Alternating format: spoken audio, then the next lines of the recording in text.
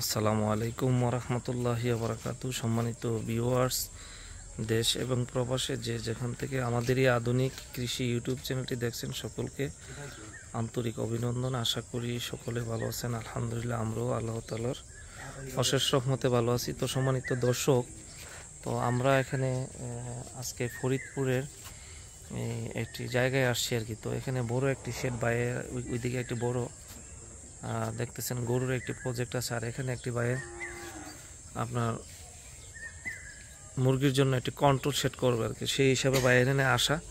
তো ভাই, ফরিদপুর কোন জায়গা আপনাদের এই জায়গাটা? ফরিদপুর সালথা উপজেলা, সালথা বাজারের সাথেই চৌধুরী বাড়ি। ও আচ্ছা, আপনার নাম ভাই? এহসান চৌধুরী। এহসান চৌধুরী।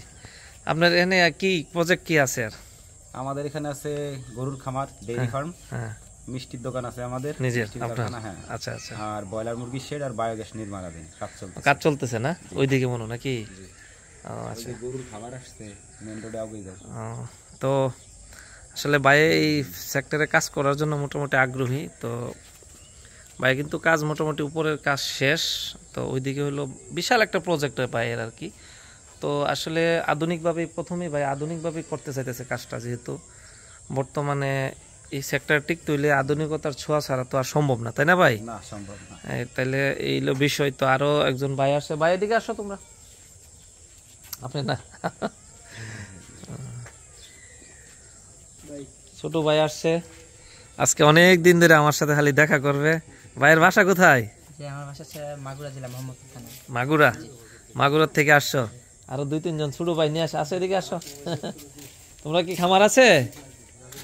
চেষ্টা করতেছো পড়াশোনা না করবা? এখন কিসের খামার? হ্যাঁ, পাশাপাশি করতে চাইতেছো না, শিখতে চাইতেছে। যাক, কি ছোট খামার আছে? হ্যাঁ, কটুক? আচ্ছা, আছে না? তো তুমি কি খামার করবা নতুন করে? না, আচ্ছা যাক, সবাই নতুন করে। ভাই অলরেডি এখানে ভাইয়ের যে আগ্রহ দেখলাম না মোটামুটি আলহামদুলিল্লাহ, এবং যে জায়গা আছে, তো ভাই যদি ভালো করতে পারে তো আশা করি ভালো করবো, যেহেতু আমাদের সাথে দেখা হয়েছে ইনশাল্লাহ। তো এখানে মোটামুটি ভাই কত ফুট বাই কত ফুট খামারটা? এটা লম্বা 160 ফিট, চওড়া 40 ফিট। 40 ফিট। তো ভাইয়ের যে চিন্তা ভাবনা, এখানে একতলা মাচা করে আর কি, আমরা যে মাচা খাঁচা বলি, খাঁচা না মাচা। তো এই দিক দিয়ে লিটারটা পানি দিয়ে পরিষ্কার করে, মানে এই যে ধরনের একটা ড্রেন তারা রাখছে আর কি। ভাই বায়োগ্যাস আছে, তো বায়োগ্যাসে নিয়ে যাবে। তো এছাড়াও আমি ভাবছিলাম, যেহেতু এখানে নদী আছে একটা, সম্ভবত না একটা নদী, তো নদীতেও কিন্তু পরিষ্কার করতে পারতো।